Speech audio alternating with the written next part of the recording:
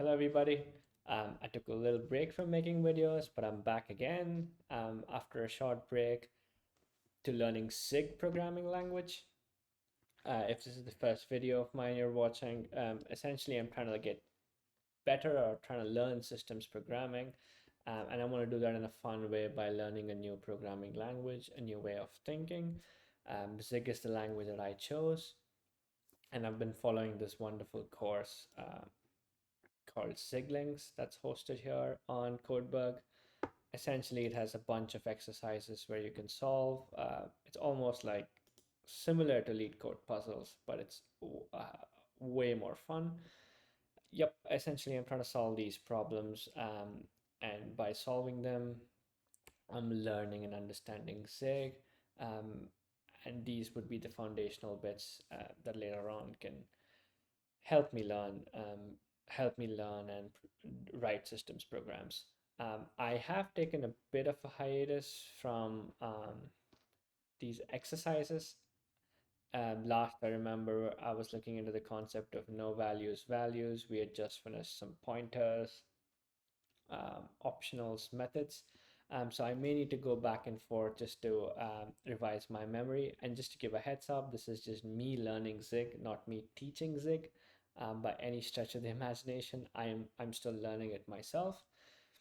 But yeah, so I may have to go back and forth just to uh, just just to jog my memory up a little bit.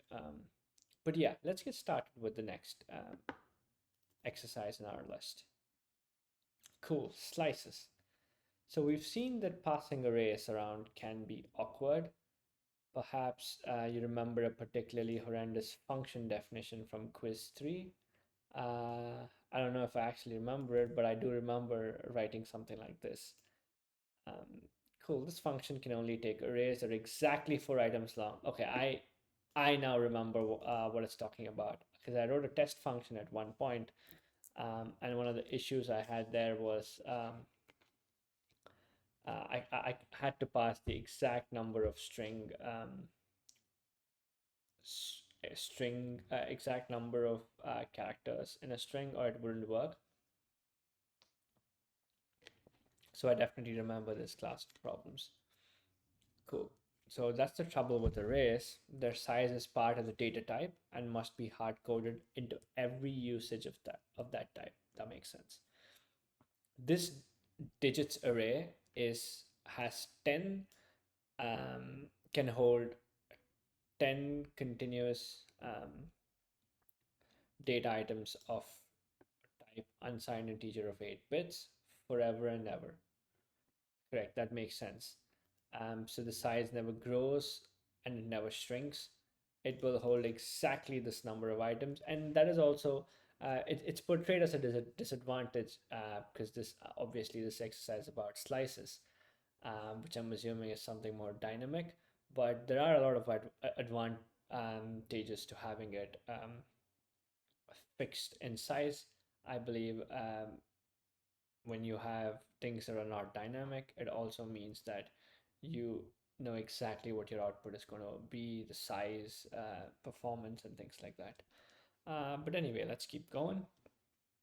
Thankfully, Zig has slices, which lets you dynamically point to a start item and provide a length. Here are the slices of our digits array. Cool. I have seen the dot dot operator here in Zig, and I believe another language also uses this notation. I don't remember which, but or maybe I'm just thinking incorrectly. But regardless, so we're starting from the 0th index and we're going up to the first index, but not including the first one. That is quite common. Usually, uh, your upper bound is never really included. It's quite common in most languages, even in, I mean, the thing that comes to my mind is Python. When you're writing a for loop, for example, and you're doing I in range, let me actually write that. So in Python, when we're writing something like for I in range, length of array,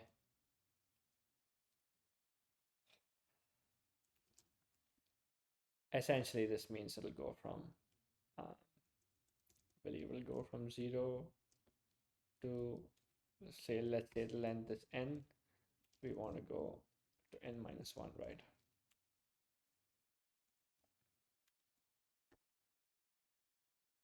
Is that right? In Python, it is something like this, if I remember.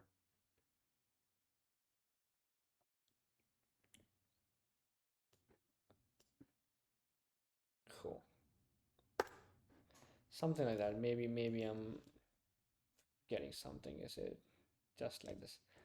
Anyway, I think we sort of get that the right hand limit is not included. Cool. Let me see.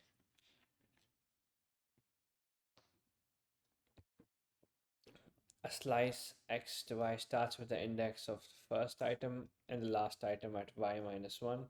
You can never leave the y off to get the rest of the items.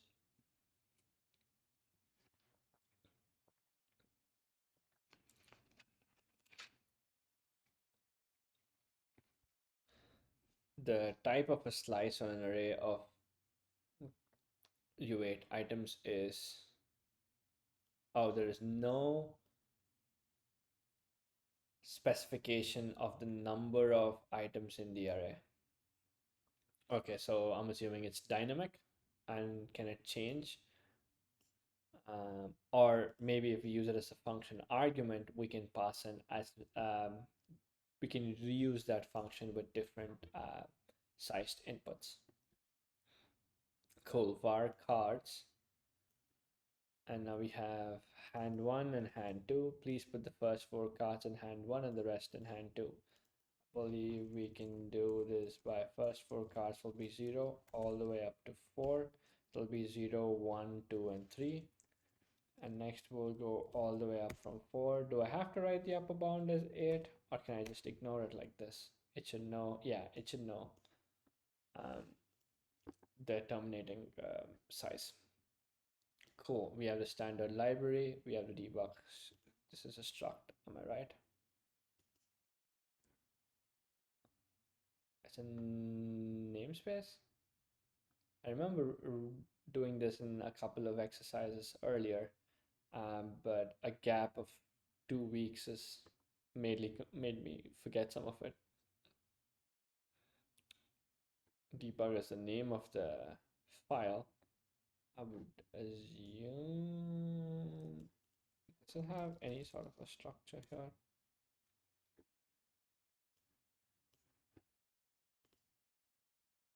Never mind. I believe it's just namespace. Again, we'll come back to it. Okay, we have the first hand, we have the second hand, and we're gonna print the first one, and we're gonna print the second one, and this is the interesting part here. Now, previously what we would have to do is something like this.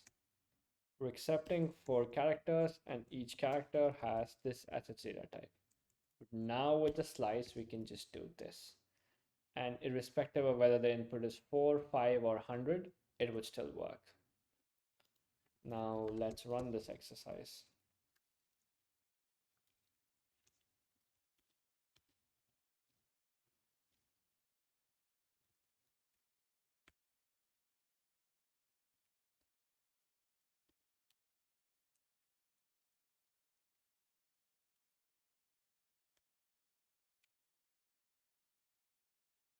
Cool.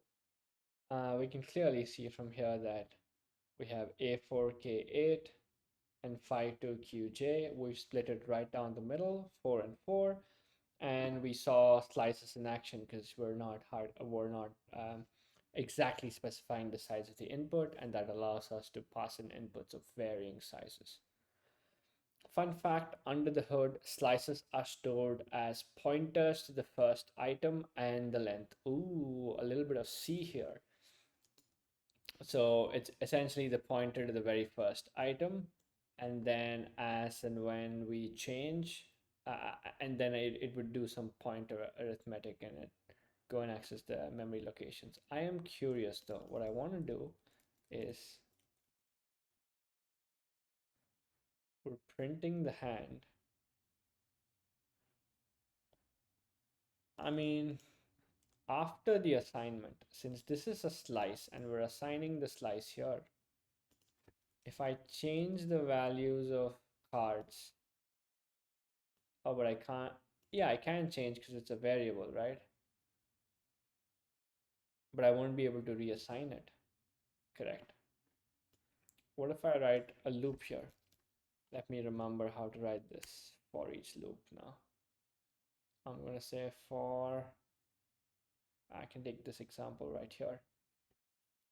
And we'll say we're trading over cards and we're going to take each card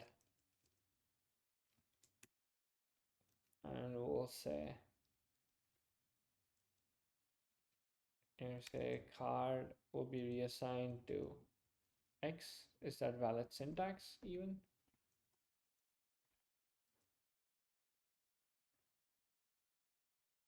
Right. Now what would cards be after this? I'm curious. Oh, cannot assign to a constant. That is right, because we're a trading for each, it uses a copy of it here, right? That is right. What I would need is the index. Let me remind myself how I can obtain the index. Was it something like this?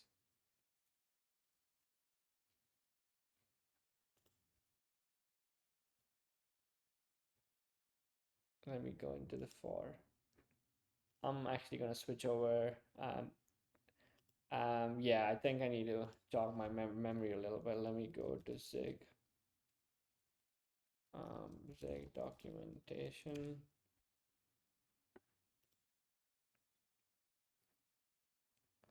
And I'll go to for. Okay, this is the standard library. What I would actually, let me see if I can go to the language reference. That might be more. Okay, we have a for loop.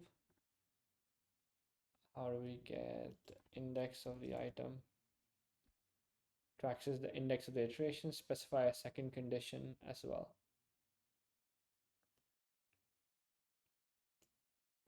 Okay, I see that. But is this the only way? Shouldn't there be an easier way?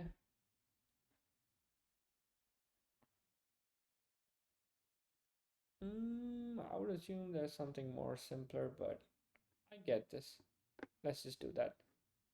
I'm going to switch back to my code. We'll start from 0. And I have the index of use size.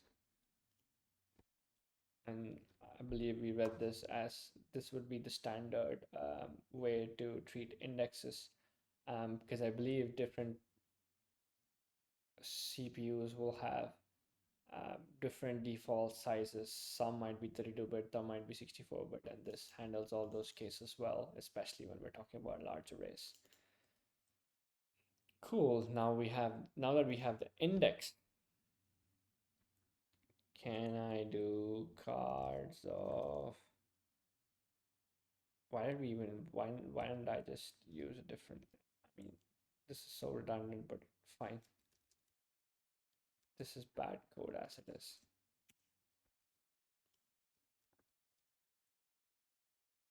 I just want to see what happens. That is right. This is proof that that slices were actually taking in pointers. Pointer arithmetic, because what's happening here is, even though we've already assigned slices and then we're modifying the memory locations, we can see that the copy is not being stored here. The address to this variable is actually being stored. So any modifications made to this variable, even after this assignment is done, will still be reflected when it's accessed through these constants. These are just constant pointers to an array. I believe that's an apt description of a slice, I believe. A constant pointer to an array. Now, something else that I want to do, let me switch over to the browser, and I just want to make that loop a little better. I believe a while loop may be far more appropriate for that use case. Cool. I have this while, we have the condition, and we have the update expression, right? Cool. Yeah, that's straightforward. I remember now. Let's do variable index, and we'll set it to 0, and that should it's saying comp time int, but I'm gonna assign it to usize because that should be the standard way of doing things. And we'll say while index is less than cards dot length, cards of index. Again, I don't really have to do this, but I feel like if you're going to learn a language, let's do it the right way. Cool. And we'll say index plus plus. Wait, what happened there?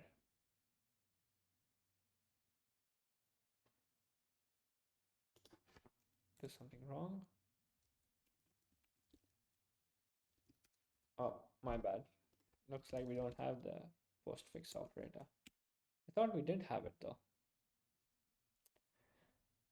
Okay, regardless, I think this is a little better than what we wrote previously. But yeah, I think that explains what slices are.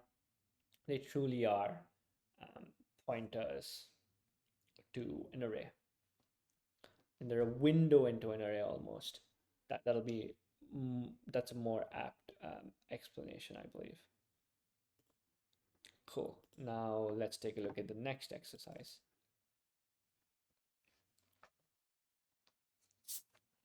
You are perhaps tempted to try slices on strings.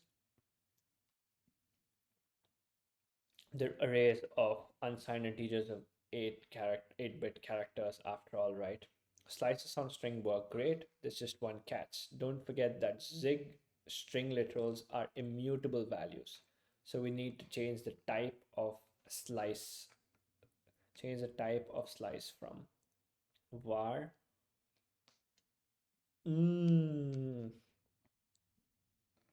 Okay, I think I understand.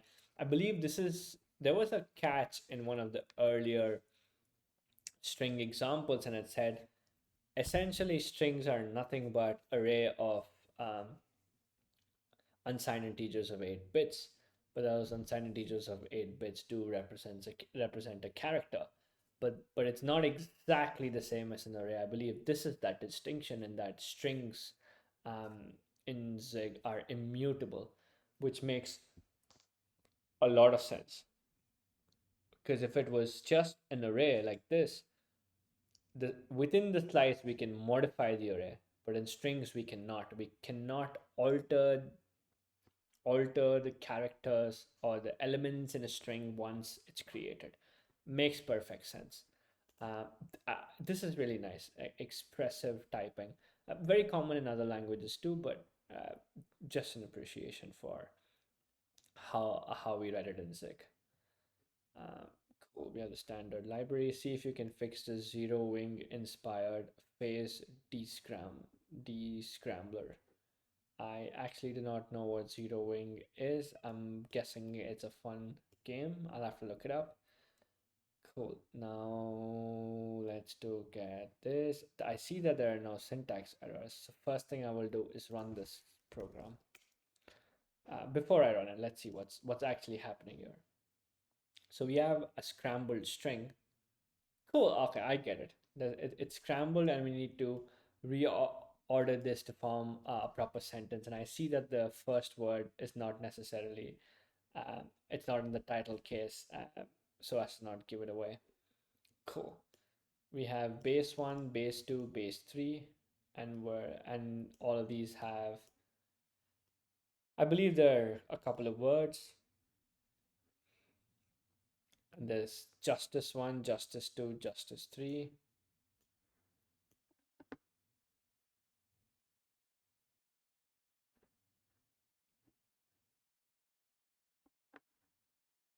and we're printing the phrases, part 1, part 2, part 3, justice 1, justice 2, justice 3.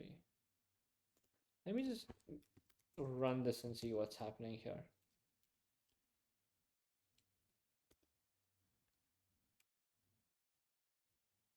Oh, so it's saying, hey, something went wrong here. And why did it go wrong? You're assigning a slice of a string, but your data type is wrong, and it clearly says that the data type is wrong. So we'll say, yeah, it is an array, but it's an array of constants, which means reassignments or alterations will not be allowed. But its size of each of its elements is still unsigned integer of 8 bits. Now, if we're passing in strings, I am pretty sure this also needs to be changed, but let's run this, let the error come, and then we'll change it.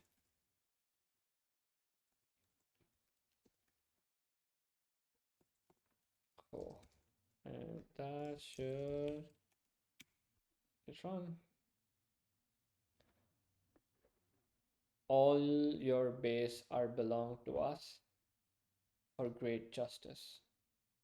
Okay. Um, yeah, fun game of some sort. I don't really get it. I need to get my study these references a little bit. But regardless, I think I understand the concept of strings a little bit better now of what does it mean to say strings are immutable. Cool. And it's fun. It's very low levelish. Not that I know what low level programming truly is, but it does seem like it's very hands on, and I'm going to call that low level for now until I gain a better understanding of what low level systems programming is. Cool. I think I have an understanding of slices. Let me look at the time a little bit. I want to keep these short and sweet for about 30 minutes and no more, unless, of course, the topic is too interesting. Okay, we're at 22 minutes. Let's sneak in another example. Example number 54. You can also make pointers to multiple items without using a slice.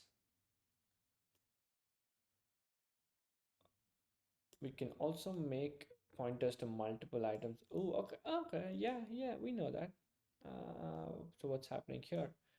So we have an array, we have a slice, and we have a pointer to the array, and we have a slice from the pointer.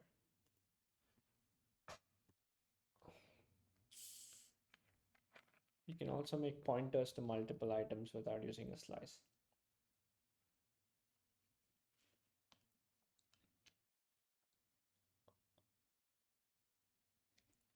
Let me actually go back a little bit. Something I want to see.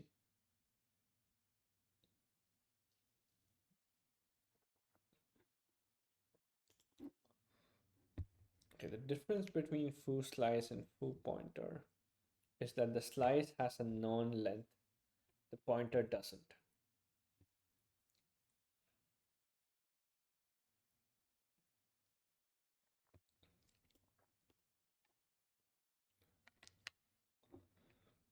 Okay, so foo slice has a known length. Foo pointer is, we're not slicing it, we're directly taking this and getting the memory address. So we see a star here. Believe it, it's indicating that, hey, yeah, by the way, this is a pointer to the array, but we're not giving you the lower bound, we're not giving you the upper bound memory address, indicating where the array ends. But I'm curious though, wouldn't this lead to like memory leaks if you cross over? I thought Zig prevented that from happening outright of some, maybe I'm wrong, maybe it doesn't prevent it. Uh, I get what's happening here. I'm just surprised that this is allowed, I guess. But I'm going to trust that over time we'll understand why this is allowed. There must be a reason if people much smarter than I am came up with this construct, but let's see. Now, the difference between foo slice and foo pointer is that the slice, yeah, makes sense. It's up to you to keep track. Number of, okay, I believe I get this. Now let's take a look at the code. Now, take a good look at the array type to which we are coercing the Zen12 string. The real nature of strings will be revealed when we learn some additional features.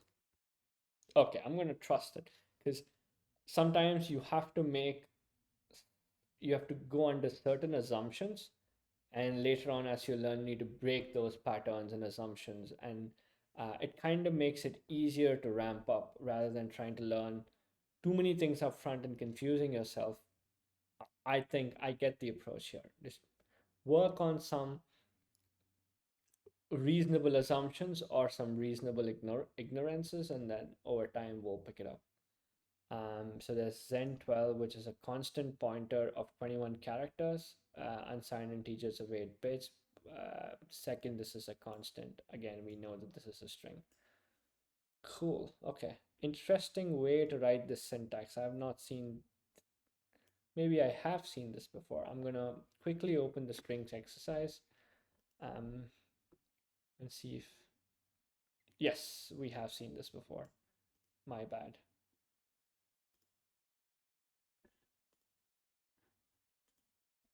Cool. Yeah, there was something else there with the second thingy happening here. I remember reading about it or thinking about it at some point, but that's fine. Let's head on for now. It would have also been valid to coerce to a slice. Okay, okay. So a string literal, as we call it, is now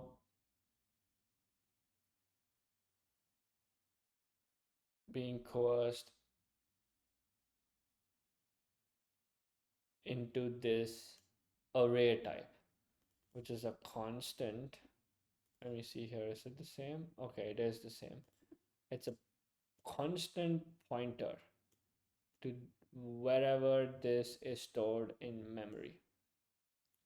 And this is quite interesting. Different from what we saw here, which is a slice. This is an it's a rep it's being coerced into this sort of a type. Okay, we'll see. Now we're also saying that, hey, instead of specifying the type here, we can just say, yeah, it's a string. We're gonna save the starting memory location and memory address, and then the number of elements. We're not gonna. It's not going to be the number of elements will not going to be held in this particular constant. You will have to track it somehow, some other way. Many item pointer. Ah, okay. This is, you can either go to this or to a slice, both point to the same thing in memory. Now this is a many item pointer. What does that even mean? It's okay to access Zen many pointer just like an array or slice as long as you keep track of the length yourself. Okay. A string in Zig is a pointer to an array of constant U8 values. Yep, we understood. Or a slice of constant U8 values. Understood?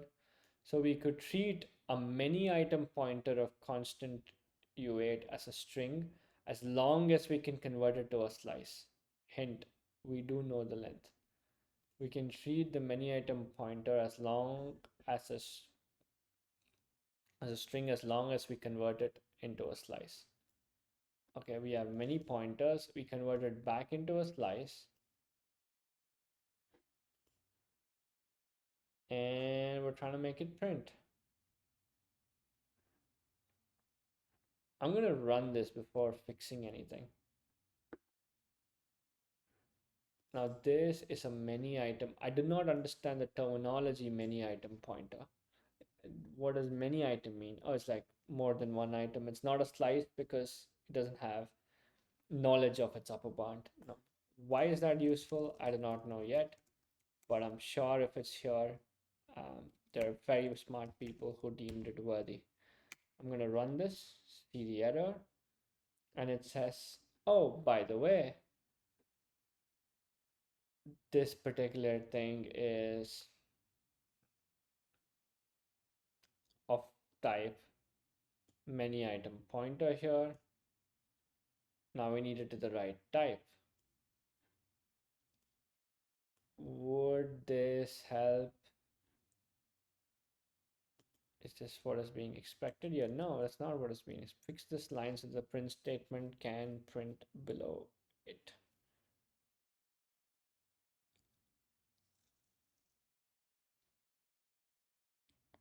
As long as we can convert it to a slice.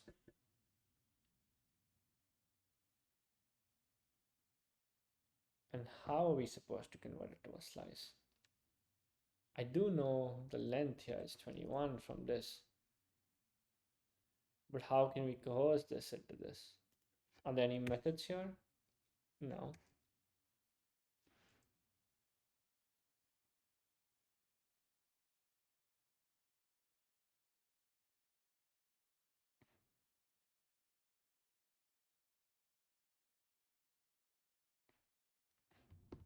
A string is a pointer to an array of constant values.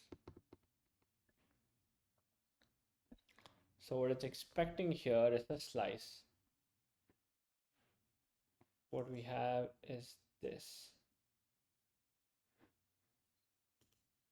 Am I supposed to use the standard library function? Yeah, I mean, I can see this.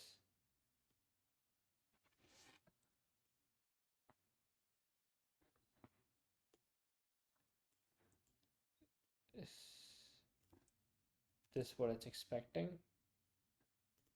This is going to run.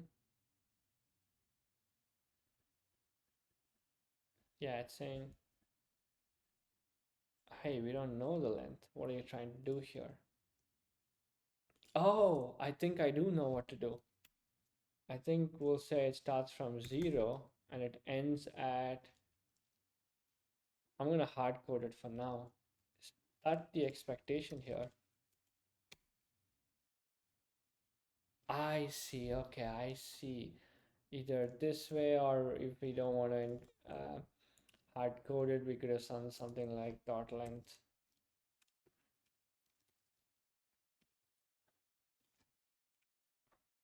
Okay, I see what it's trying, what they were trying to teach us. It's like, hey, you can still convert it into a slice because this is the slice syntax. Where do I know about slices from? I believe Go had an interesting concept of slices. That's where I remember slices from.